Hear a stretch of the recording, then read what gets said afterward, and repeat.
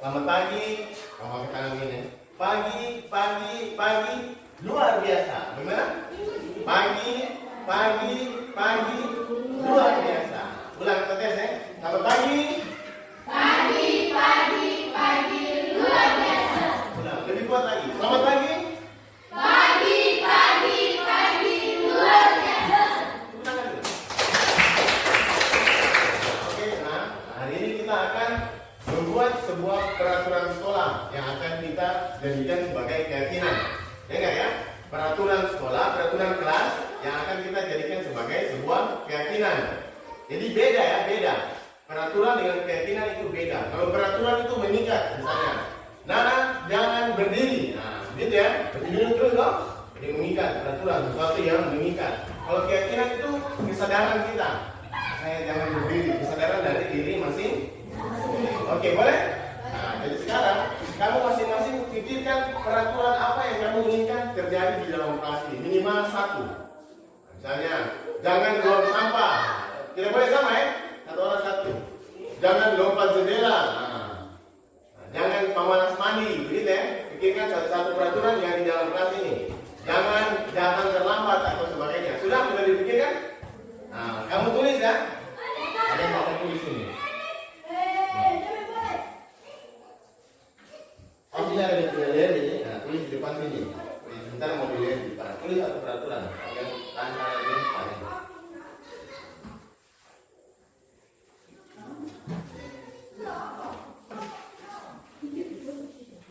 Tulis apa? Peraturan apa yang kamu inginkan? Yang peraturan yang baik untuk di kelas ini. Supaya kamu semua nanti jadi sukses. Kamu ingin bahagia atau tidak? Siapa yang ingin menderita di sini? Siapa? Saya suka menderita. Semua orang kan pasti ingin bahagia. Oke, silakan diberikan bertulis. Tulis saja peraturan apa? Saya ingin di kelas ini misalnya begini. Tulis, pikir dulu baru tulis ya. Jangan buang sampah atau jangan terlambat atau jangan apa. Jangan tidur di kelas, jangan malas-malasan, terserah kamu.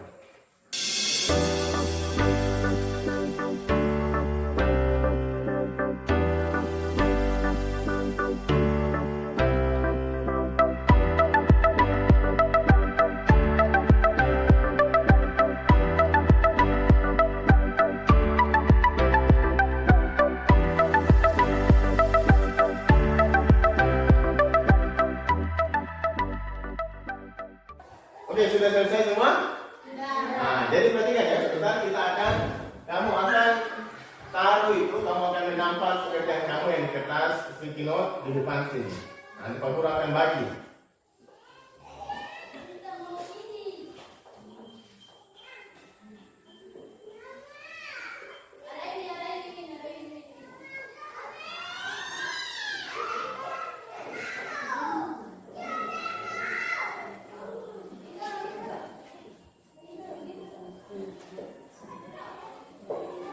Nah, perhatikan, yang kamu pegang ini sebentar ditempel di bagian ini ya. Nah, jadi menurut wow begini. Bisa dong? Nah, yang pertama peraturan, sebentar baru kita lihat yang tentang keyakinan. Oke? Oke, silakan. Mulai maju mulai dari ketua kelas.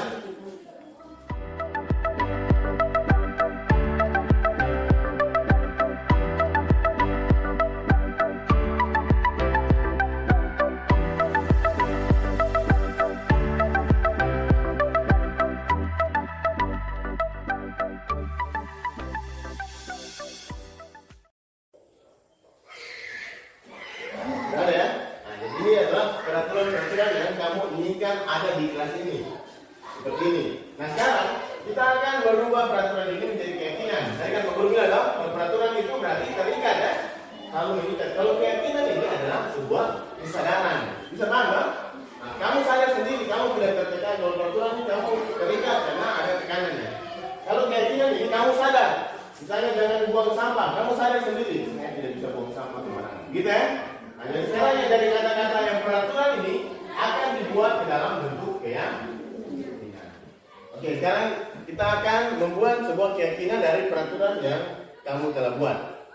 Iya ya, jadi misalnya tadi kan di sini ada yang bilang, ada yang tulis bahwa jangan membuang sampah sembarangan. Siapa tulis itu? Jangan membuang sampah sembarangan. Kalau keyakinan tidak bisa ada yang kata jangan pakai kata jangan. Nah, itu tidak diperbolehkan dalam keyakinan. Misalnya tidak. Tidak datang terlambat. Nah, itu tidak bisa dalam keyakinan. Tidak bisa dipakai dalam redaksi untuk keyakinan. Itu hanya kata-kata dalam peraturan. Boleh paham?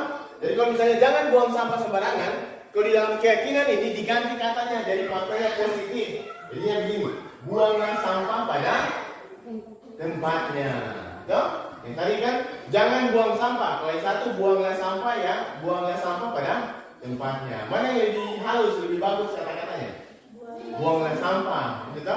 Nah, misalnya begini, Donika buanglah sampah pada tempatnya. Mana yang lebih bagus ya ini? Jangan Donika, jangan buang sampah sembarangan dengan buanglah sampah pada tempatnya. Mana yang lebih halus, yang lebih sopan? Buanglah sampah pada tempatnya. Paham dong? Ini yang kamu tulis tadi ya. Kita buat dalam satu kalimat yang lebih sopan. Oke? Kata selanjutnya.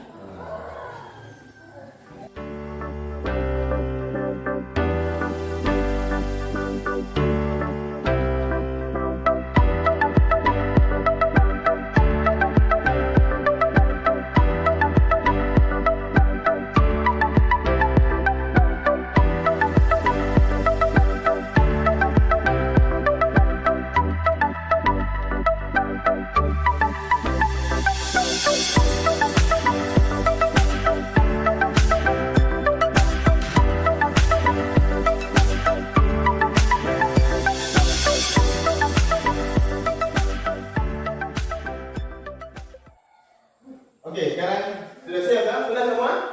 Sudah menulis keyakinan kelasnya? Nah, sekarang kita mulai dari sana. Ayo silakan maju tempel di sini.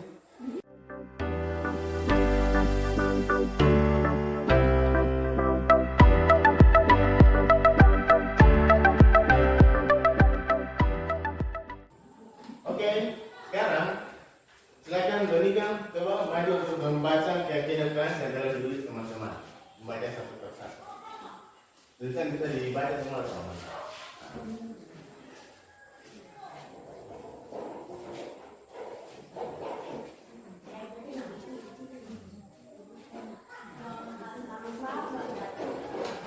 Buanglah sampah pada tempatnya. Semua setuju ya? Nah, dia itu harus menjadi kesadaran semua ya. Oke, lanjut.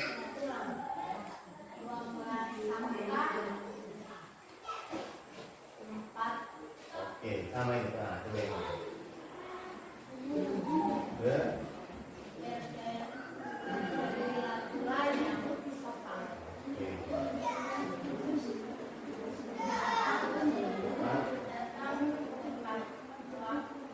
Datang tepat waktu ya.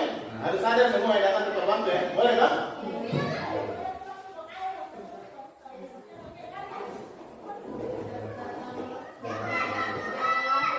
Jagalah kebersihan. Boleh? Semua harus sadar untuk kebersihan.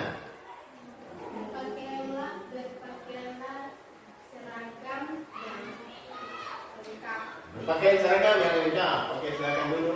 Mari kita tepuk tangan untuk kita semua. Perhatikan ya, ini adalah keyakinan kelas yang kita buat. Nanti sebentar akan dibuat lebih bagus lagi untuk dipajang di sini. Ingat ya, jadi kamu punya keyakinan kelas seperti ini. Jadi ingat baik-baik, harus sadar, jangan buang sampah sembarangan, harus jaga kebersihan, harus berpakaian lengkap, harus datang tepat waktu. Bisa paham semua? Bisa. Bisa? Oke, sekarang yang terakhir kita akan melihat membuatnya dalam bentuk tabel Y.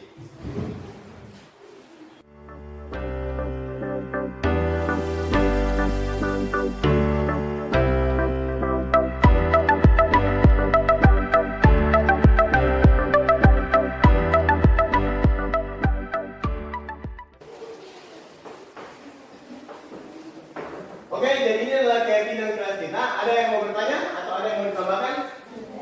Sudah paham semua? Sudah jelas? Oke, Pak Guru akan akhiri. Jadi ini akan kita buat lebih menarik lagi tampilannya. Akan kita buat dalam bentuk poster dan ditaruh di dalam kelas. Boleh paham? Oke, yang terakhir, ketika Pak Guru bilang selamat pagi, kamu bilang semangat, semangat, semangat, luar biasa. Gitu ya? Semangat pagi, kamu semangat, semangat, semangat, luar biasa. Aku buat tangan, luar biasa. Semangat pagi. Semangat, semangat, semangat luar biasa. Ya, jadi kuat lagi. Semangat pagi. Semangat, semangat, semangat luar biasa.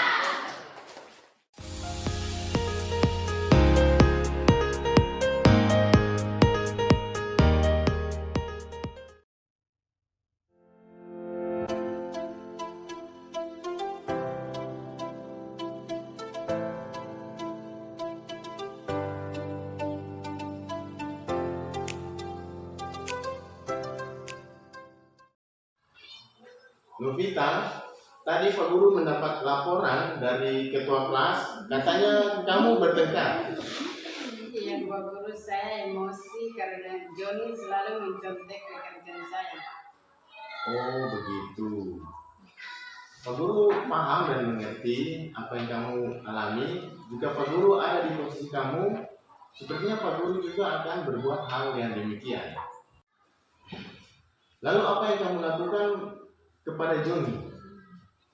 Saya marah-marah Pak Guru, saya maki-maki dia. Oh begitu. Kamu lakukan itu pasti ada alasannya kan? Iya Pak Guru, saya sudah susah payah kerja soal, tapi Joni hanya menyontek pekerjaan saya. Oh, wajarlah kalau kamu marah. Kalau Pak Guru juga pasti akan marah. Tapi syukurlah kamu tidak berbuat lebih buruk dari itu.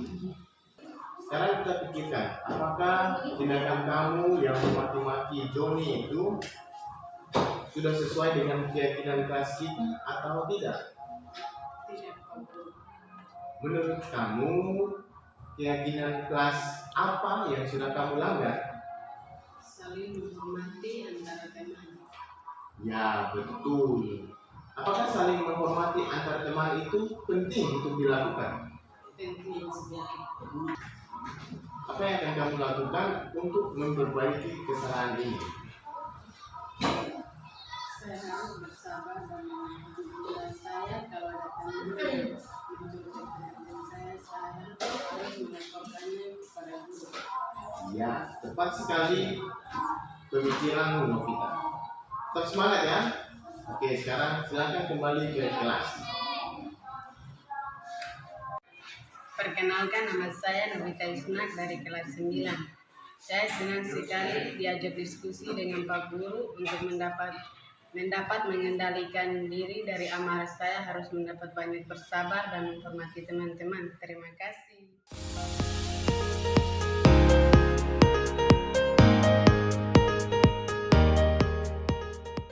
Oke, selamat siang Bapak Ibu Guru. Bapak Guru dan Ibu Guru, Bapak Kepala Sekolah yang hadir pada saat ini, dan Ibu Guru yang baru ini. Nah, jadi saya dengan Bang Hesir pada siang hari ini akan membawa sebuah pengenalan tentang budaya positif di lingkungan sekolah. Jadi bagaimana budaya positif, ingat ya, jadi budaya positif berarti hal-hal yang positif.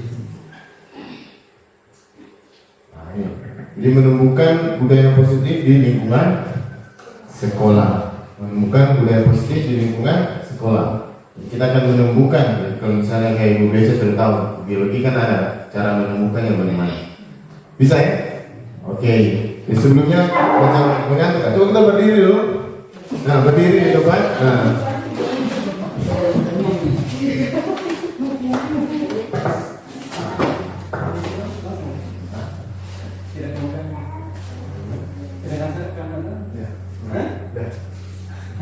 Ya, jadi coba tangan yang satu buat begini ya, sebelah kanan. Nah, yang kanan begini balik ke bawah. Nah, jadi agak jarang sedikit supaya mantap. Nah,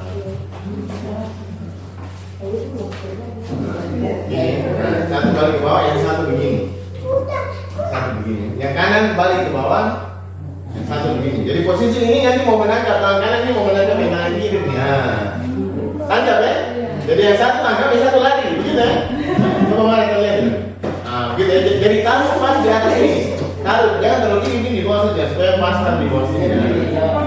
Tidak, taruh sebelah. Nah, begini. Nah, taruh di atas tangan ini. Taruh di sebelah. Begini. Nah, gitu ya. Jadi satu tangkap, satu lari ya. Jadi perhatikan. Jadi ini yang berlaku adalah pas pada kata ular. Tahu? Misalnya begini coba ya. Coba angkat dulu, jangan dulu tangkap. Jadi ini satu tangkap nih lari, gitu ya. Nah, jadi ada hewan-hewan seperti ayam, bebek, unta, dan ular. Nah, tangkap dan lari, gitu ya. Boleh? Oke, kita coba. Konsentrasi dengan yang kalau kata ular keluar berarti tangkap. Yang satu tangkap, yang satu lari. Oke. Siap. Di suatu hutan yang lebat, hiduplah beberapa hewan. Di antaranya adalah unta. Unta, baru unta. Baru unta ya. Ular baru tangkap. Ular. Suatu hutan yang lebat, hiduplah beberapa hewan. Yang pertama adalah singa. Kemudian ular. Ada juga harimau dan ular. Oke. Ulangi, sekali lagi. Oke, posisi tangan lagi. Silakan. Dari konsentrasi yang satu tangkap, yang satu tarik. Nah, hewan-hewan ini saling berteman. Nah, rumahnya si singa ini bersebelahan dengan rumahnya si unta. Nah, unta. Rumahnya unta bersebelahan dengan si buaya. Rumahnya si buaya ini bersebelahan dengan si ular. Oke, tepuk tangan dulu. Ya, silakan dulu kembali.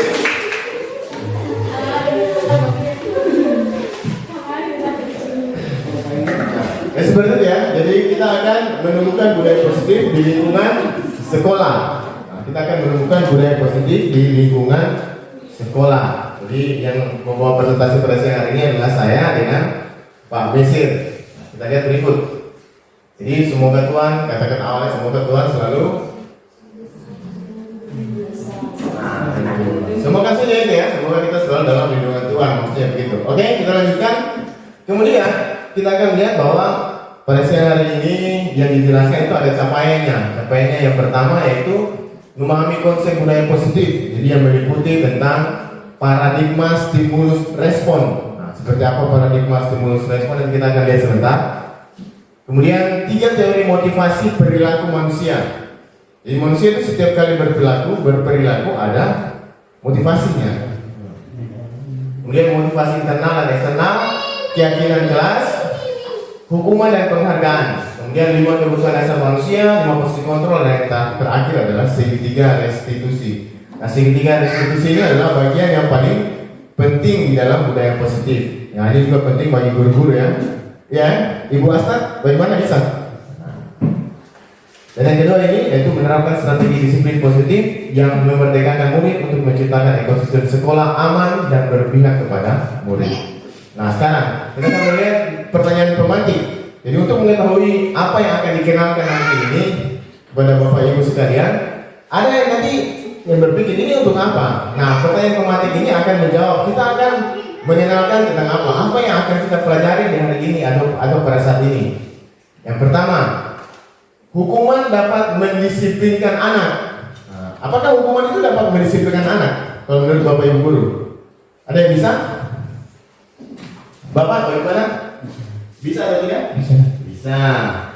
Kalau dari Ibu yang ini? Tidak bisa. Oke, ada yang jawab bisa, ada yang tidak bisa.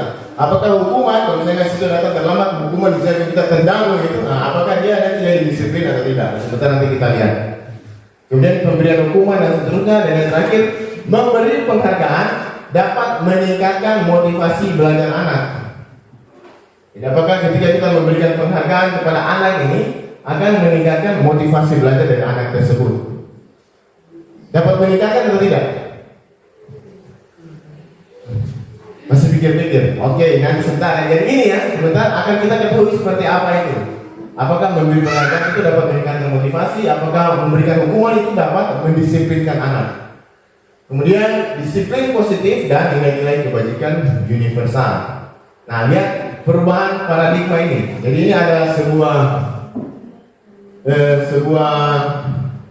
bukan permainan ya, sebuah contoh ilustrasi. Ada A dan B, jadi nanti berpasangan A dan B. Anda dan teman Anda di sebelah. Nah, silakan dilihat teman Anda di samping. Sobeklah secari kertas kecil, tulislah benda atau sesuatu yang sangat berharga untuk Anda. Letakkanlah di salah satu tangan Anda dan genggam benda sesuatu tersebut dengan segala daya. Nah, misalnya coba yang satu pegang, misalnya Ibu Karima dengan Ibu Blesya. Ibu Blesya yang menggenggam ini sesuatu yang sangat berharga. Nah, sekarang Ibu Karima dengan segala upaya mau bujuk atau mau bagaimana, mau bayar, mau minta ini. Nah, kalau misalnya saya mau minta ini, apakah Ibu Blesya akan memberikannya atau tidak? Ini adalah sesuatu yang sangat berharga. Nah, coba. Bisa saya minta? Bisa? Nah, oke. Kenapa tidak dibuka? Karena harta yang saya miliki. Nah, karena harta adalah karena ini yang dipegang tadi adalah sesuatu yang sangat berharga ya, harta yang dimiliki. Walaupun mau dibayar juga pasti kita tidak akan kasih. Boleh paham ya? Oke, itu perubahan paradigmanya. Kemudian siapa sesungguhnya yang memiliki kontrol? Nah, kontrol apa yang kita lihat? Yang pertama adalah stimulus respon. Jadi stimulus dengan respon. Kalau stimulus ini kalau di biologi kan apa? Rangsangan ya. Nah, jadi ada rangsangan. Istilahnya sebab akibat. Ada penyebabnya maka terjadi akibatnya. Yang pertama, kita mencoba mengubah orang agar berpandangan sama dengan kita. Nah, itu. Kalau di bagian teori kontrolnya, kita berusaha memahami pandangan orang lain tentang dunia. Jadi yang pertama kita berusaha mencoba agar orang itu sama pemikirannya dengan kita. Beda ya? Nah, yang kedua, untuk teori kontrol ini, kita harus berusaha orang itu dia apa yang dia pikirkan. Jangan kita paksakan, maksudnya begitu. Boleh ya? Kemudian yang kedua, perilaku buruk dilihat sebagai suatu kesalahan. Jadi kalau setiap orang yang berperilaku buruk itu pasti kita anggap kesalahan. Misalnya ada murid yang datang terlambat ke sekolah, itu termasuk perilaku buruk atau baik? Bagaimana? Ibu guru di depan buruk. Nah, itu kita anggap sebagai suatu kesalahan. Tetapi pada teori kontrol mengatakan bahwa semua perilaku memiliki tujuan. Mungkin murid itu ketika mau ke sekolah tiba-tiba perutnya sakit.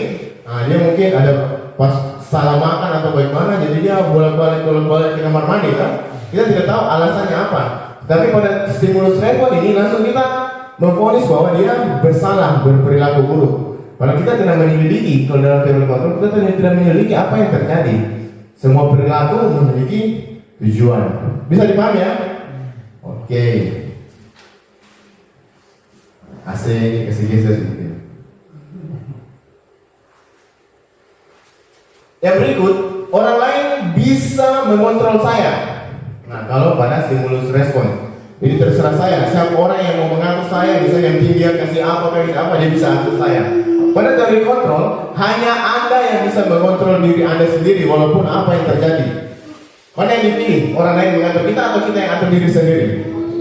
Ya, kita yang harus mengatur diri sendiri. Itu dikatakan pada teori kontrol.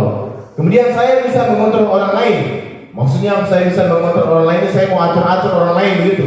Atau Anda tidak bisa mengatur orang lain. Ya, jangan ya. Jangan kita mau masuk campur dengan orang lain punya urusan. Kita hanya bisa memberikan pandangan atau pendapat. Pemasaran ada pada saat bujukan gagal. Nah, teori kontrolnya kolaborasi dan konsensus menciptakan pilihan-pilihan baru. Dan yang terakhir, model berpikir menang atau kalah. Jadi kita selalu berpikir ini menang atau kita berpikir kalah, berhasil atau gagal. Tetapi pada teori kontrol kita akan selalu berpikir bahwa itu harus selalu menang. Bisa ya? Oke. Kemudian apa makna disiplin? Ada yang pernah dengar kata disiplin? Ada? Apa yang dulu? Disiplin. Jadi gitu ya.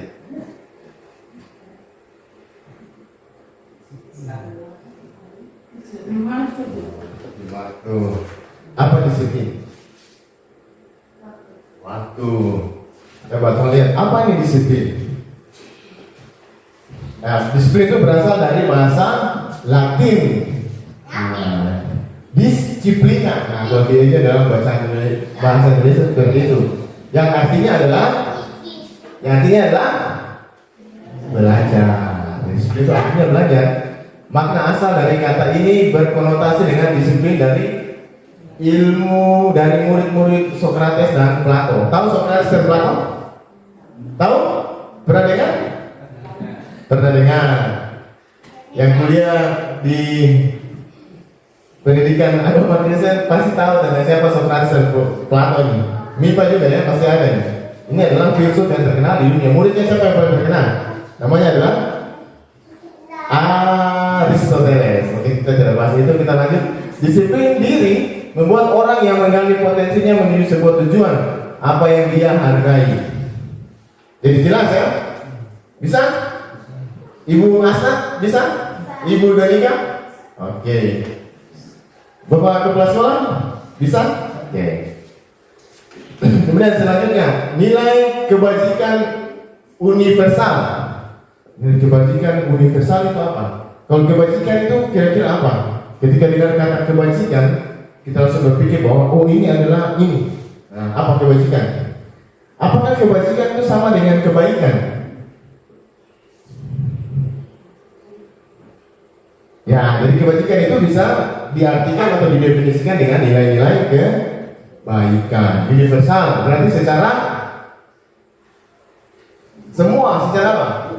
Umum atau secara menyeluruh. Tadi ada? Nah, nilai-nilai kebajikan adalah sifat-sifat positif manusia yang merupakan tujuan mulia yang ingin dicapai setiap individu. Nilai-nilai tersebut bersifat universal dan lintas bahasa, suku, bangsa, agama maupun latar belakang. Jadi kalau nilai-nilai kebajikan ini tidak memandang ini bahasa apa atau bahasa apa. Ketika kita berbuat baik, suku, bangsa, agama tetap harus ada nilai kebajikan ya. Tidak memandang ya. Misalnya, oh saya ini dari suku Manado. Nah, kemudian ada yang dari suku Moi misalnya, suku Kelabra. Atau tidak usah terapkan nilai-nilai kebajikan. Nah seperti itu adalah salah ya. Oke, selanjutnya. Teori motivasi, hukuman, dan penghargaan, restitusi. Nah ini ya, di sini ada hukuman dan penghargaan seperti yang telah kita bahas tadi. Seperti lihat, teori motivasi perilaku manusia. Jadi manusia berperilaku itu selalu ada motivasinya, selalu ada yang mendasari dari dalam dirinya untuk melakukan sesuatu. Misalnya, yang mudah saja, manusia kalau lapar itu apa? Makan. Misalnya perilaku, oh itu kegiatan ya, tidak apa-apa. Coba kita ini dicontohkan saja. Itu dasarnya apa? Kenapa harus makan? Karena apa? Yang tadi pertama ya itu ya. Jadi semua ada alasannya. Coba kita lihat. Nah, untuk menghindari ketidaknyamanan atau hukuman, apa yang akan terjadi apabila saya tidak melakukannya? Nah, ini adalah motivasi dari eksternal. Masukan dari luar kan? Jadi kalau saya tidak melakukannya, apa yang akan terjadi? Boleh? Nah, misalnya ada pengawas datang, kalau saya tidak siap perangkat ini, nanti apa yang akan terjadi? Seperti itu. Bisa? Nah, kemudian untuk mendapatkan imbalan dari orang lain, apa yang akan saya dapatkan apabila saya melakukannya? Itu juga motivasi eksternal, karena dari orang lain kan? Nah, motivasinya masukan apa yang akan saya terima, apa yang akan saya dapatkan, apa yang menjadi pemasukan bagi saya. Dan yang ketiga, untuk menghargai diri sendiri, saya akan menjadi orang yang seperti ini apabila saya melakukannya. Nah, ini adalah motivasi internal. Ini tidak ada paksaan atau ancaman dari luar ya. Ini adalah kesadaran diri sendiri. Boleh? Nah, saya ingin menjadi orang baik. Apakah ada yang paksa? Misalnya, saya ingin menjadi orang baik. Apakah Ibu Energi paksa? Kamu harus jadi orang baik. Tidak ya? Semuanya ada dari kesadaran masing-masing. Oke? Bisa dipahami? Ada yang mau bertanya sampai sejauh ini? Tidak ada? Pas? Lanjut. Apa itu merdeka? Nah, merdeka, freedom. Apa merdeka? Ada yang tahu? Merdeka itu artinya tidak hanya terlepas dari perintah. Jadi bukan merdeka itu bebas, tidak diperintah-perintah, tidak ya. Akan tetapi juga cakap buat memerintah diri sendiri. Ketika kita bisa mengatur diri kita sendiri, berarti itu adalah langkah awal untuk merdeka ya, kita memenangkan diri kita sendiri. Kita bisa atur. Contohnya apa? Bangun pagi, ya? Nah, kita atur jam bangun pagi supaya jangan terlambat datang ke sekolah. Kita harus menjadi contoh untuk murid-murid ini. Bisa kan? Nah, itu langkah-langkah yang sederhana saja. Nah, ini juga adalah pemikiran atau pemahaman dari Ki Hajar Dewantara. Jadi kalau yang belum pernah lihat Ki Hajar Dewantara, ini gambarnya ini. Nah, jadi kalau ketemu di jalan ini Ki Hajar Dewantara. Tidak, Ki Hajar Dewantara sudah di masa lalu. Dihukum oleh penghargaan. Dihukum oleh penghargaan ini bagaimana? Misalnya saya sebagai guru memberikan penghargaan kepada murid, tetapi murid ini merasa dihukum, atau istilahnya pandangannya itu adalah dihukum. Aneh atau tidak? Aneh ya? Nah, coba kita lihat apakah betul atau tidak. Kita lihat penjelasannya. Nah, penghargaan itu berlaku sama dengan hukuman. Jadi ternyata itu penghargaan itu berlaku sama dengan hukuman. Jadi kita memberikan penghargaan kepada seorang murid atau kepada murid-murid kita, itu artinya sama juga dengan kita memberikan hukuman. Kenapa bisa begitu ya? Nah, dalam arti meminta atau membujuk seseorang melakukan sesuatu untuk memenuhi suatu tujuan tertentu dari orang yang meminta atau membujuk. Misalnya kita kasih tugas, ini tugas, silakan kerjakan 5 nomor. Siapa yang benar semua dapat perintah. Nah, saya begitu kalau anak-anak murid kita ya. Nah, jadi motivasinya kan sudah berubah. Bukan kesadaran mereka untuk saya harus belajar untuk menjadi pintar, tidak. Motivasinya sudah berubah untuk menjadi apa? Untuk mendapatkan apa? Mendapatkan perintah tadi itu. Bisa ya? Ada yang belum paham? Kalau terlalu cepat, please tahu. Nah, ini dia. Pengaruh jangka pendek, jangka panjang. Penghargaan itu menghukum. Kemudian penghargaan itu mengurangi ketepatan. Penghargaan tidak efektif. Dan penghargaan merusak hubungan. Bisa merusak hubungan ya. Jadi misalnya ada Ibu Blesia kasih penghargaan, tapi Ibu Kadema tidak kasih penghargaan di sekolah, di dalam kelas. Nah, jadi murid-murid itu bersifat mengadili. Wah, saya suka yang Ibu Guru ini boleh. Kalau Ibu Guru yang ini pemalas, karena masuk mencatat belajar terus. Kalau Ibu Guru ini dia kasih kita tugas, kasih penghargaan, kasih coklat atau kasih apa. Nah, itu juga nanti adalah merusak hubungan antara guru. Bisa juga sebaliknya terjadi kepada murid. Yang berikut adalah bentuk program kebajikan atau apresiasi. Dalam memberikan apresiasi atau pengakuan, perlu diingat beberapa hal. Apresiasi ya, misalnya memberikan pujian. Nah, beri pengakuan secara khusus. Beri pengakuan secara khusus. Jangan terlalu dipublikasikan berlebihan. Misalnya ada siswa kita yang bernama Bokdi. Ada murid kita bernama Bokdi. Bokdi ini ketika bisa menjawab soal, Bokdi ini memang anak yang paling pintar anaknya. Jangan terlalu gitu ya. Yang seadanya saja. Jangan membuat ada timbul hal-hal iri hati dari teman-temannya itu. Kemudian beri pengakuan secara pribadi. Selanjutnya beri pengakuan kepada semua murid. Jadi kita harus melihat bahwa kemampuan anak itu berbeda-beda, kemampuan murid itu berbeda-beda. Jadi jawablah mereka dengan pertanyaan-pertanyaan sesuai dengan apa yang mereka miliki, kemampuan yang mereka, pengetahuan yang mereka miliki. Nah, jadi misalnya agar semua tujuannya apa? Agar semua bisa mendapatkan apresiasi atau bisa mendapatkan pujian. Nah, misalnya ada anak yang nakal di kelas, laki-laki, ada murid. Nah, kalau kita bilang, kamu ini nakal, tapi lihat, coba kamu bercermin. Kamu ini sebenarnya ganteng. Nah, gitu toh, ada pujian. Jadi tidak hanya orang pintar yang kita memberikan pujian atau anak pintar, tetapi yang butuh perhatian khusus juga harus kita berikan apresiasi. Oke, bisa? Lanjut. Contoh pengakuan apresiasi kebajikan. Pembukaan. Nah, pembukaan misalnya gini. Kemarin saya perhatikan misalnya apa? Nah, nilai kebajikan yang terkandung di dalamnya adalah rasa empatimu besar sekali. Kemarin saya perhatikan kamu begini. Nah, nilai kebajikan ternyata kamu ini sangat berempati. Kamu perhatian sekali kepada saya. Nah, situasinya pada saat menolong murid baru di kelas kita. Bisa sampai sini ada pertanyaan? Nah, dan selanjutnya, kemudian terima kasih untuk misalnya apa? Nilai kebajikan, rasa tanggung jawabmu. Nah, terima kasih ketika kita sudah ditolong atau apa ya, kita harus memberikan rasa terima kasih. Selanjutnya tindakan guru. Nah, ini perhatikan, ini apakah ini hukuman atau konsekuensi? Nah, jadi guru-guru, bapak ibu guru tahu ya apa yang dinamakan dengan hukuman ya? Tahu ya hukuman. Misalnya lari keliling lapangan, itu namanya apa? Hukuman atau bukan? Hukuman. Misalnya angkat air 5 ember, hukuman atau bukan? Hukuman.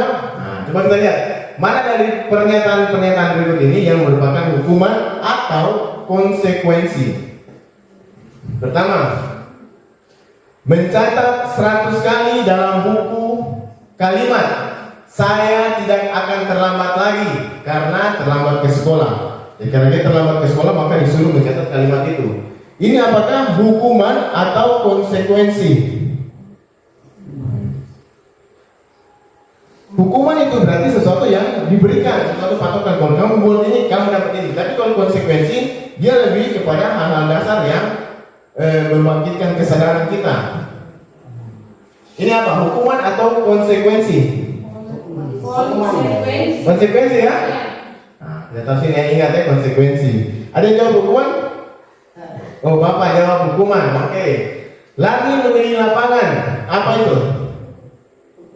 Hukuman. Oke. Murid diminta untuk push up. Tahu push up? Nah, 15 kali atau 1000 kali. Itu apa? Hukuman atau konsekuensi? Hukuman. Coba, jadi hukuman. Kita lihat sebentar jawabannya. Menggantikan kertas tugas teman yang telah dicoret-coret. Misalnya ada murid yang kertas tugas temannya dibagi kertas oleh gurunya, kemudian yang teman punya dia coret-coret, sudah dicoret-coret. Nah, kemudian karena dia rasa bagaimana, dia sudah kalau itu kau pakai ini saja, kau pakai saya punya diganti. Itu apa? Hukuman atau konsekuensi? Nah, konsekuensi coba kita lihat. Membersihkan tumpahan air di meja tulis karena tersenggol pada saat belajar. Pas jalan begini, airnya jatuh, langsung bersih-bersih. Itu apa? Hukuman atau konsekuensi? Konsekuensi. Murid disuruh untuk mengenakan sepatu seharian di sekolah karena tidak mengenakan sepatu hitam. Ini sebenarnya murid disuruh tidak menggunakan sepatu seharian di sekolah. Itu apa? Karena dia datang pakai sepatu putih, jadi gurunya menyuruh bahwa lepas saja sepatu, buka sepatu itu, tidak usah pakai sepatu di sekolah. Ini apa? Bentuk hukuman atau konsekuensi? Bentuknya apa? Hukuman. Lari mengelilingi lapangan basket 2 kali. Apa ini? Hukuman. Nah, coba kita lihat ya. Nah, yang pertama tadi kita jawab apa? Nah, ternyata ini adalah hukuman. Hukuman benar yang kedua ya. Terus apa? Hukuman mengenakan kertas, konsekuensi memberikan tumpahan air, konsekuensi murid disuruh untuk mengenakan sepatu, hukuman ya. Lari mengelilingi lapangan basket 2 kali karena terlambat 10 menit. Konsekuensi. Ini yang terakhir benar atau salah? Seharusnya itu adalah hukuman. Nah, terserah Bapak Ibu. Yang penting sudah paham ya maksudnya konsekuensi dengan hukuman seperti apa ya? Nah, jadi kalau konsekuensi itu ada sedikit kesadaran. Kalau hukuman itu berarti sifatnya memerintah atau terikat. Nah, perbedaan hukuman dan konsekuensi bisa dibaca, yaitu kalau hukuman sesuatu yang menyakitkan itu harus terjadi. Kalau konsekuensi sesuatu harus terjadi. Jadi kalau hukuman itu pasti itu adalah menyakitkan. Iya, tidak ada hukuman yang tidak menyakitkan. Atau ada yang hukuman yang tidak menyakitkan. Ada yang bilang saya dihukum cantik seumur hidup. Itu kan bukan hukuman ya. Nah, ada yang begitu. Kalau hukuman misalnya saya dihukum Tuhan karena sudah melakukan ini, akhirnya tidak dengar-dengaran, misalnya tangan putus atau kata, itu hukuman ya. Nah, tapi kalau cantik seumur hidup itu bukan hukuman, itu kesombongan. Oke, lanjut. Kemudian membuat anak sakit. Jadi membuat anak sakit, misalnya lari, push up itu murid itu sakit atau tidak? Sakit. Kemudian kalau konsekuensi yang harus dilakukan adalah membuat anak merasa tidak nyaman dalam jangka waktu pendek. Jadi kayak tadi tumpahan air langsung tiba-tiba dia respon. Aduh, nah itu rasa tidak enak muncul, rasa bersalahnya keluar. Jadi dibersihkan, setelah dibersihkan ya sudah selesai loh. Tidak ada lagi. Tetapi kalau hukuman pasti ada rasa dendam. Nah, Bapak Ibu guru kan juga pernah jadi murid ya? Pernah dihukum? Pernah dendam kepada guru atau tidak? Dendam. Oh, ya Bapak ini pasti dendam. Oke ya, seperti itu ya. Nah, kita lihat.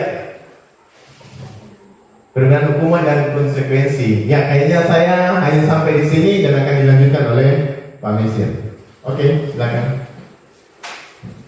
Oke, baik. Selanjutnya Baik. Langsung ya. Terus. Baik. Di bawah.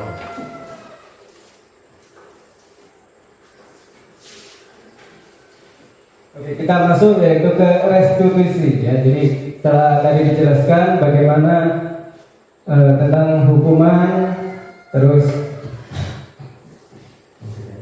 konsekuensi dan lain. Sekarang apa yang dapat kita pahami tentang restitusi? Nah, kita lihat. Restitusi yaitu sebuah proses menciptakan kondisi bagi murid untuk memperbaiki kesalahan mereka sehingga mereka bisa kembali pada kelompok mereka dengan karakter yang lebih kuat. Restitusi juga merupakan proses kolaboratif yang mengajarkan murid untuk mencari solusi untuk masalah mereka dan membantu murid berpikir tentang orang seperti apa yang mereka inginkan atau tujuan mulia dan bagaimana mereka harus memperlakukan orang lain. Bagi dari pengertian ini bisa dipahami kan? Tidak, bagaimana Bapak Ibu Guru?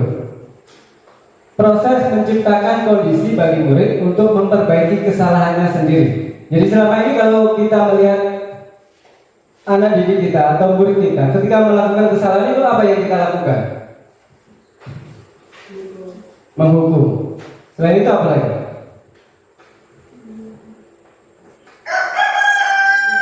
Selain menghukum, ya mungkin lebih banyak selama ini yang kita lakukan yaitu dengan cara menghukum, ya. Namun kita lihat, nah sebelum itu kita ke keyakinan kelas dulu, ya. Untuk lebih memahami lebih lanjut apa itu tadi restitusi, kita pelajari tentang keyakinan kelas. Kira-kira apa keyakinan kelas?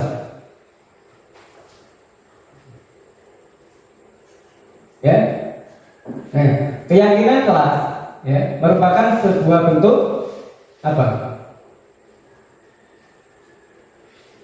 Sebuah dasar yang diyakini ya. Ketika kita meyakini sesuatu yang kira-kira menjadi dasar kita untuk berbuat, ya misalkan contoh kita yakin bahwa menolong itu perbuatan yang baik, maka ketika kita sudah meyakini itu, maka ketika melihat anak didik kita, ya, atau mungkin dalam kelas itu meyakini bahwa menolong itu baik, maka ketika sesama teman ada saling kesulitan, maka secara otomatis karena dia meyakini bahwa menolong itu baik, maka secara otomatis mereka akan saling membantu. Nah, seperti itu keyakinan kelas. Jadi keyakinan kelas itu sifatnya yaitu ini besar. Jadi sesuatu yang sifatnya umum, ya, kemudian nanti dikembangkan menjadi sebuah peraturan. Ya. Jadi mengapa tidak peraturan saja? Ya. Jadi keyakinan dengan peraturan itu sama nggak beda? Beda. Ya. Oke. Mengapa berbeda? Nah, bisa kita lihat. Mengapa kita memiliki peraturan harus menggunakan helm? Kira-kira apa? Jadi kalau kita berkendara, itu ada sebuah peraturan harus menggunakan helm. Supaya apa? Melindungi kepala. Kemudian, mengapa kita memiliki peraturan 3M menggunakan masker, mencuci tangan, dan menjaga jarak? Kira-kira apa? Mungkin selama pandemi kemarin kita dianjurkan atau ada aturan harus menggunakan 3M, masker, mencuci tangan, dan menjaga jarak. Tujuannya untuk apa? Supaya sehat. Kemudian, mengapa kita memiliki peraturan harus datang tepat waktu pada saat mengikuti pelatihan? Supaya apa? Disiplin. Nah, untuk mendukung motivasi intrinsik, ya, motivasi intrinsik itu yang bagaimana tadi sudah dijelaskan, yaitu motivasi yang ada dari dalam diri kita sendiri, ya. Jadi kembali ke nilai-nilai atau keyakinan yang lebih menggerakkan seseorang dibanding mengikuti serangkaian peraturan-peraturan. Jadi peraturan itu sifatnya kita melakukan tapi karena atas dasar supaya tidak menghindari hukuman. Ya, tapi kalau keyakinan itu melakukan atas kesadaran dari diri kita sendiri bahwa kita membutuhkan itu. Ya, jadi kalau kita yakin bahwa dengan memakai helm itu mampu menjaga diri kita supaya selamat, ya, maka walaupun itu ada peraturan, maka kita tidak merasa terbebani. Tapi kalau itu menjadi keyakinan dari kita, nah, maka secara sadar bahwa kita akan menjalankan itu. Nah, secara keseluruhan, ya, jadi kalau dirangkum budaya positif, lingkungan positif, keyakinan kelas, dan peraturan kelas. Jadi budaya positif itu lingkupnya lebih besar, ya. Kemudian setelah budaya positif ada lingkungan positif, kemudian ada keyakinan kelas, dan yang lebih spesifik lagi yaitu ada peraturan kelas. Contoh peraturan kelas seperti apa? Bisa kita lihat selanjutnya. Nah, contoh-contoh peraturan: selalu kembalikan buku ke tempatnya. Kira-kira bentuk keyakinan seperti apa? Selalu kembalikan buku ke tempatnya. Biasanya kalau kita di perpustakaan membaca ada tulisan seperti ini. Kira-kira keyakinan yang harus dimiliki anak-anak kita dalam kelas itu seperti apa? Kira-kira? Letakkan buku pada tempatnya. Kemudian dilarang mengganggu orang lain. Jadi biasanya keyakinan kelas itu sifatnya lebih pendek, ya, hanya berupa 1-2 kata saja, di mana itu bisa menjadi dasar bagi kita untuk melakukan perubahan itu. Hadir di sekolah 15 menit sebelum pelajaran dimulai. Bentuk-bentuk keyakinan kelas seperti apa? Bapak kepala sekolah? Disiplin. Kemudian dilarang melakukan kekerasan. Bentuk keyakinan kelasnya?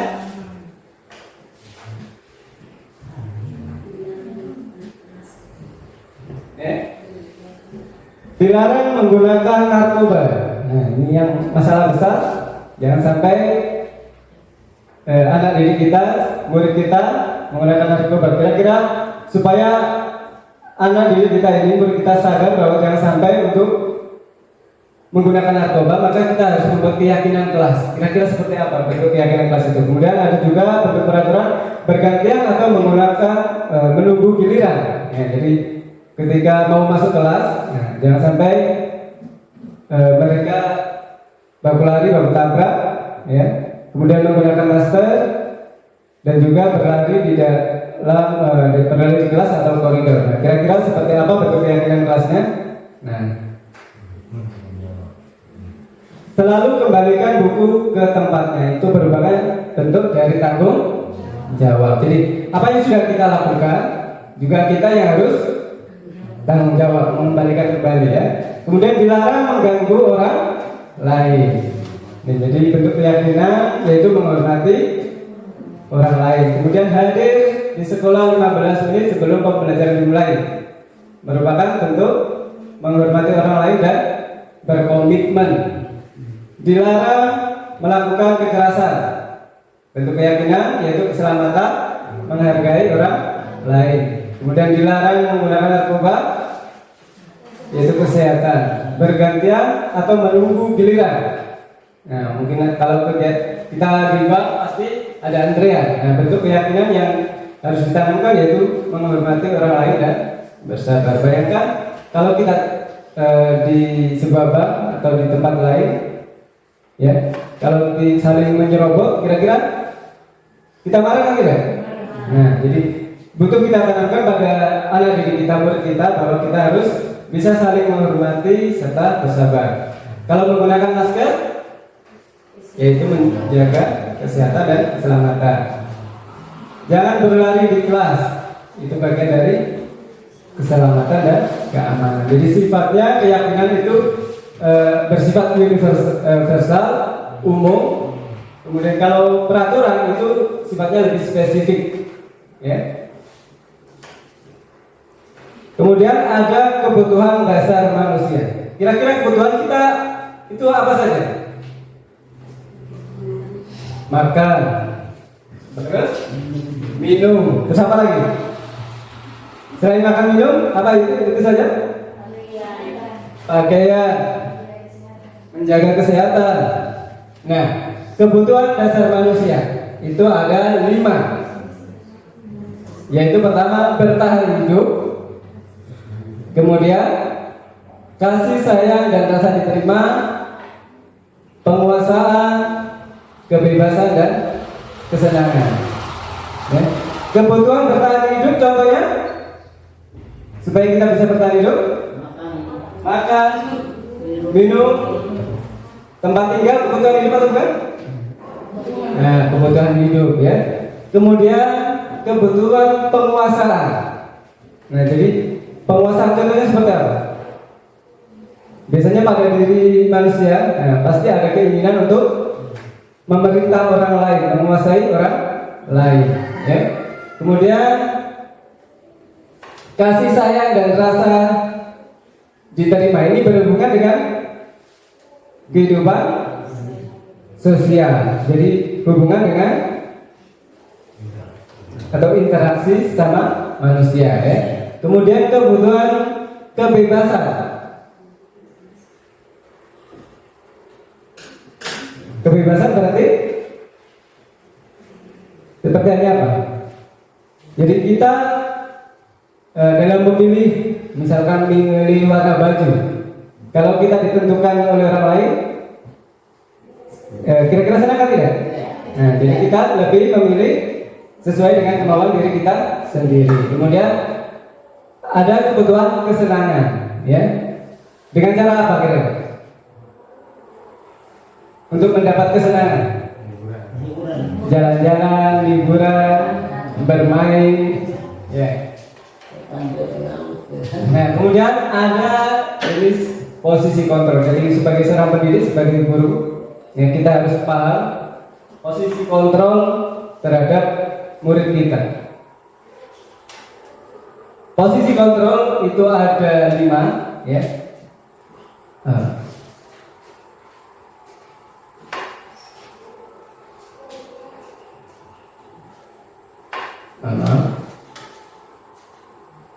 Posisi kontrol pertama yaitu ada sebagai penghukum, kemudian pembuat orang merasa bersalah, kemudian posisi teman, pemantau dan manajer. Nah, selama ini kita sebagai guru kira-kira ada di posisi mana? Lebih sering sebagai penghukum, pembuat orang bersalah, teman, pemantau atau sebagai manajer. Nah, bisa kita lihat bentuk-bentuk perbuatan sebagai penghukum. Nah, sebagai penghukum ini biasanya lebih banyak lebih ke menghardik itu yaitu kalau dalam bahasa kita memanggil, ya. Kamu ini bodoh, suka terlambat. Nah, itu bentuk menghardik, kemudian sambil menunjuk, ya, menyakiti,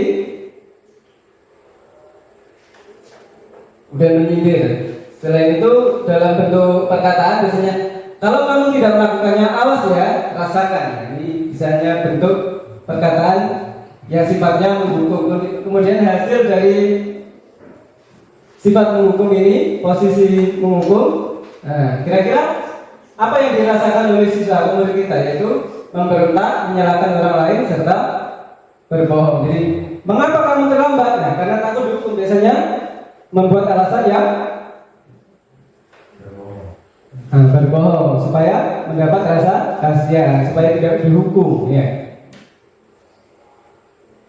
Kemudian berkaitan dengan dunia berkualitas. Jadi murid meletakkan guru di luar dunia berkualitas. Jadi ketika kita menghukum siswa, pasti kalau mungkin dulu kita pernah sekolah sering dapat hukuman, yang kita rasakan apa terhadap guru tersebut? Ya. Dendam, ya, memiliki rasa dendam, sakit hati. Nah, biasanya yang ada dalam pikiran siswa kita, biarkan saja, nanti juga marah-marah lagi. Jadi karena sudah bosan, sudah sering kita hukum, sering kita marah-marahin. Dampaknya apa? Maka akan terjadi kesalahan yang berulang. Kemudian dalam posisi membuat orang merasa bersalah, nah, biasanya itu mengiba. Mengiba itu lebih ke seperti contoh dalam perbuatan, biasanya berceramah, mengatakan seharusnya atau ibu kecewa. Nah, kalau dalam perkataan kamu seharusnya, nah, kamu sudah tahu ibu lelah sekali, mengatakan ibu stres. Jadi biasanya diulang-ulang. Atau contohnya, kamu tidak kasihan sama bapak guru, setiap hari kau terlambat. Nanti pak guru dimarahi kepala sekolah. Jadi berbelas kasihan, ya. Kemudian hasilnya apa? Akan menyembunyikan atau menyangkal serta berbohong.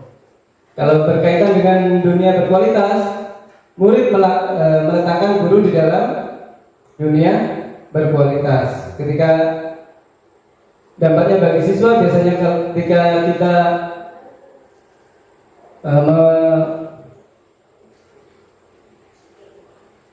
ini ya, dalam bentuk perkataan, misalkan biasanya lebih meminta maaf supaya karena sudah merasa bersalah terhadap guru. Dan kemudian dampaknya bagi murid yaitu murid akan merasa rendah diri. Kemudian posisi yang ketiga sebagai teman, ya. Guru berbuat seperti membuatkan alasan-alasan untuk muridnya karena merasa sudah menganggap siswanya itu baik, ya. Jadi kalau terlambat kita biasanya membuatkan alasan, ya sudah kamu masuk saja, nanti itu urusan bapak guru. Itu memposisikan guru sebagai teman dengan siswa. Nah, kemudian contoh dalam perbuatan, ayolah lakukan demi ibu. Biasanya hasilnya apa? Siswa akan tergantung terhadap guru. Kemudian kaitan dengan dunia berkualitas, murid meletakkan guru sebagai orang yang sangat penting di dunia berkualitas. Jadi betul-betul akan menggantungkan dirinya kepada orang lain. Kemudian saya berpikir bapak atau ibu teman saya ternyata begitu. Kemudian dampak bagi murid menjadi lemah, tidak mandiri serta bergantung. Sebagai pemantau, ya, menghitung dan mengukur. Bentuk perkataan biasanya apa peraturannya ketika mereka melakukan kesalahan. Jadi biasanya yang dikatakan itu apa peraturannya. Kemudian hasilnya menyesuaikan diri bila diawasi. Kaitan dengan dunia berkualitas, murid meletakkan guru peraturan dan hukuman di dunia berkualitas. Biasanya yang dikatakan murid, berapa banyak bintang yang saya harus peroleh, berapa halaman yang harus saya tulis, karena merasa guru berada di dunia berkualitas. Kemudian yang dampaknya bagi murid, menitik beratkan pada sanksi atau hadiah untuk dirinya sendiri. Dan posisi yang terakhir itu sebagai manajer. Bentuk perbuatan yaitu mengajukan pertanyaan-pertanyaan. Kemudian dalam perkataan, apa yang kita yakini, apa yang bisa kau kerjakan untuk memperbaiki masalah ini. Kemudian hasilnya menguatkan pribadi. Kemudian kaitan dengan dunia berkualitas, murid meletakkan dirinya sebagai individu yang positif dan dalam dunia berkualitas. Kemudian tanggapan dari siswa, biasanya bagaimana caranya saya bisa memperbaiki keadaan. Dampak bagi murid, mengevaluasi bagaimana cara memperbaiki diri. Sampai di sini ada yang ditanyakan? Kita lanjut.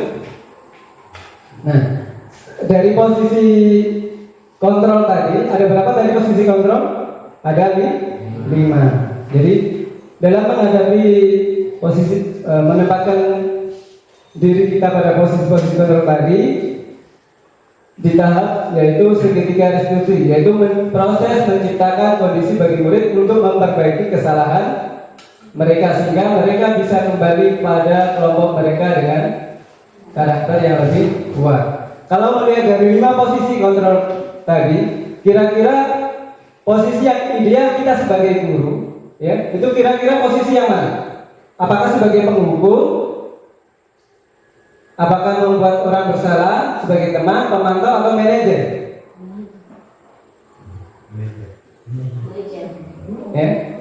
Jadi kalau melihat dari 5 ini, lihat penghukum dan membuat rasa bersalah itu merupakan bagian identitas gagal.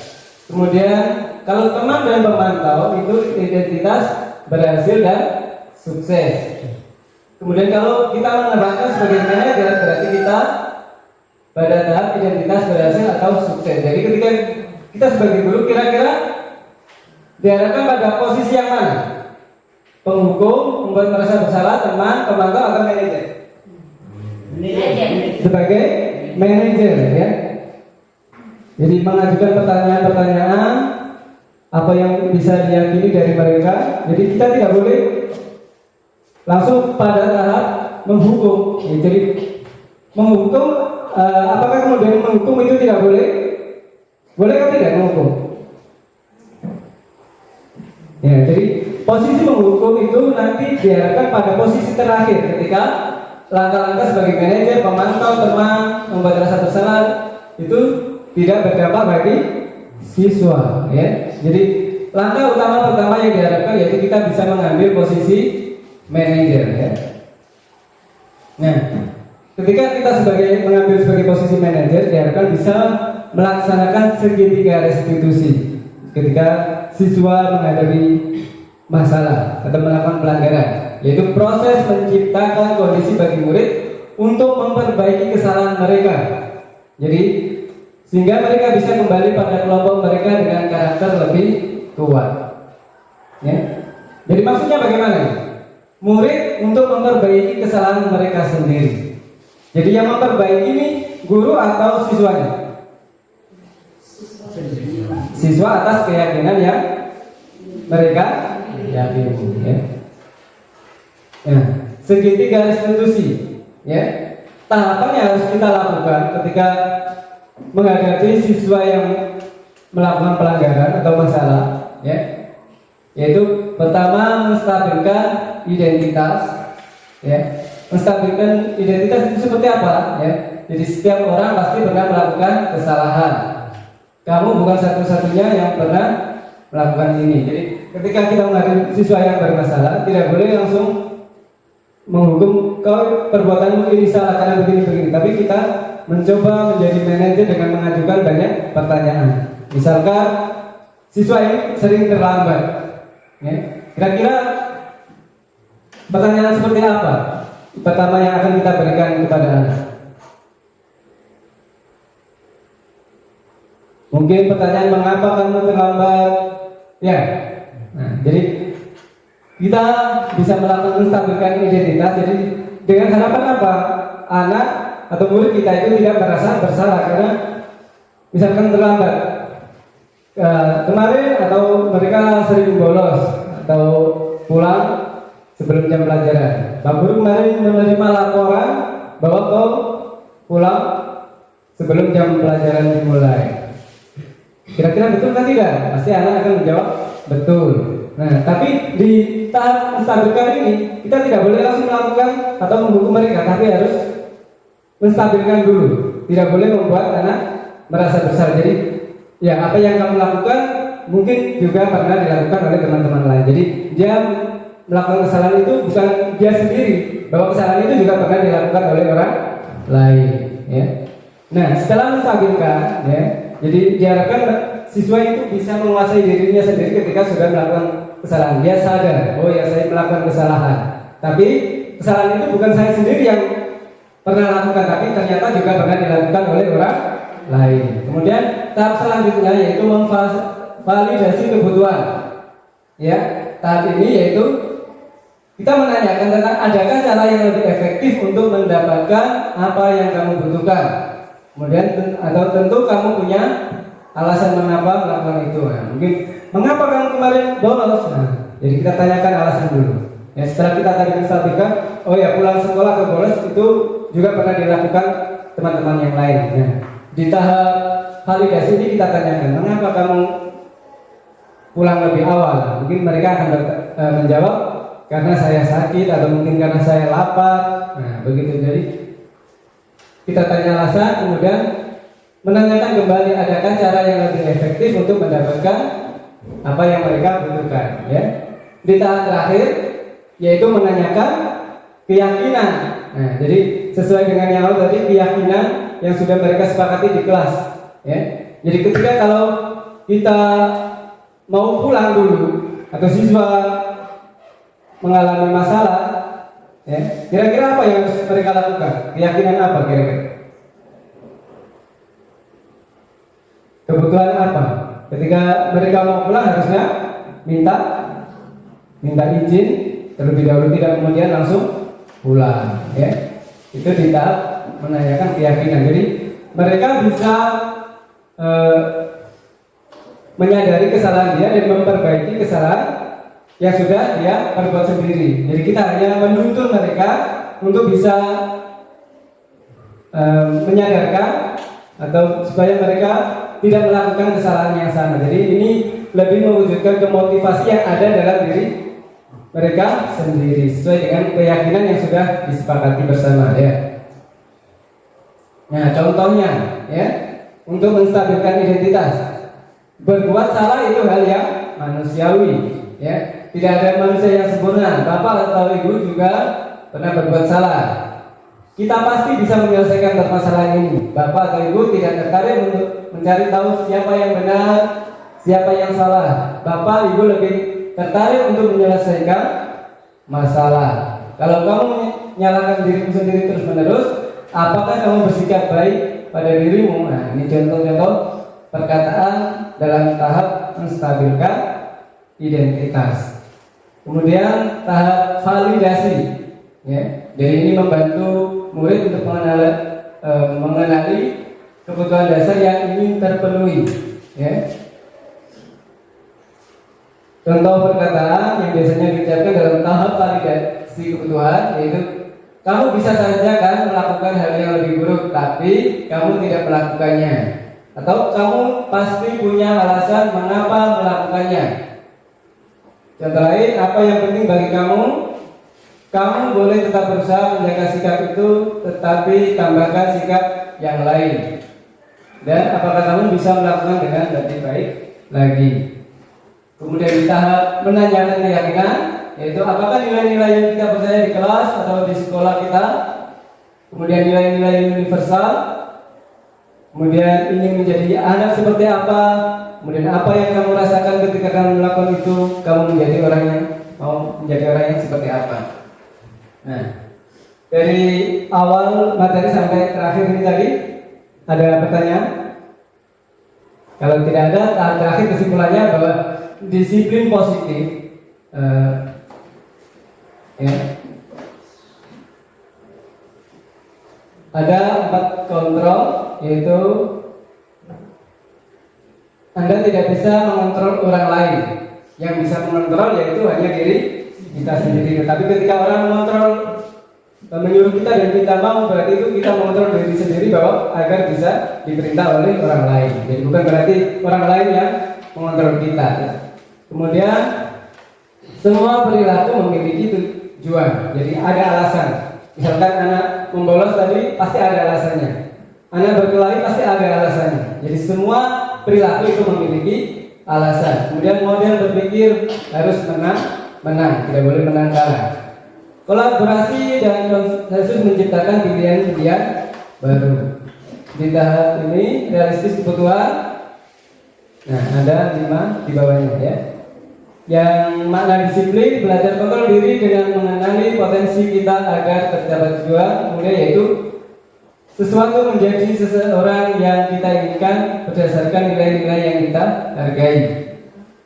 Kemudian semua perilaku memiliki tujuan. Akhirnya ada teori motivasi, yaitu untuk menghindari hukuman, untuk mendapatkan imbalan, untuk menghargai diri sendiri. Ini bisa berupa kebijakan nilai-nilai universal atau keyakinan kelas. Kemudian posisi kontrol tadi ada sebagai penghukum, membuat rasa bersalah teman atau teman, pemantau serta manajer.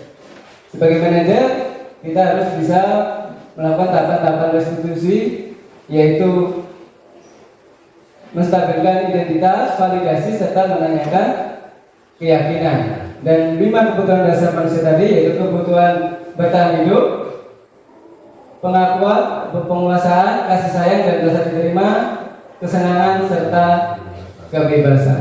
Oke, sampai di sini ada pertanyaan Bapak Ibu? Jadi diharapkan dari budaya positif ini kita sebagai guru yang bertujuan melaksanakan pendidikan yang berpihak pada murid, kita mari membuat disiplin-disiplin positif dengan harapan mendidik karakter anak bisa menjadi lebih baik lagi, ya.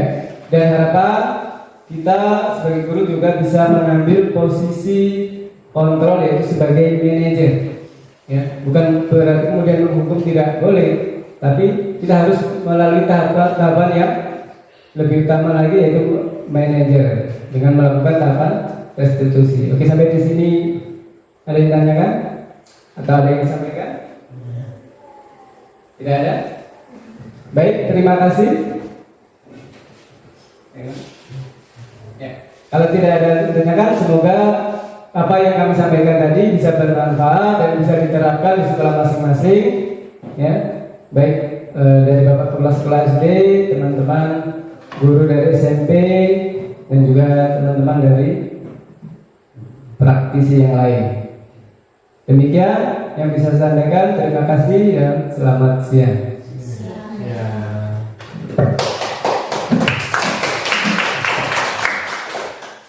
Pada saat siang hari ini kami guru-guru menyampaikan terima kasih kepada penanya materi atau menjelaskan budaya dalam hubungan sekolah, sehingga pada saat ini kami akan menerima dan mengikuti dengan baik, dan kami menyampaikan terima kasih yang sebanyak-banyaknya untuk dua pengaji materi, dan itu materi yang kami terima di siang hari ini. Itu untuk kami akan menerapkan untuk siswa kami baik pun SD dan SMP pada hari-hari yang akan datang atau pada hari-hari kami dalam proses belajar dan mengajar. Dan itu yang kami sampaikan pada materi di siang hari ini. Kami menyampaikan terima kasih yang sebanyak-banyaknya. Ya, salam.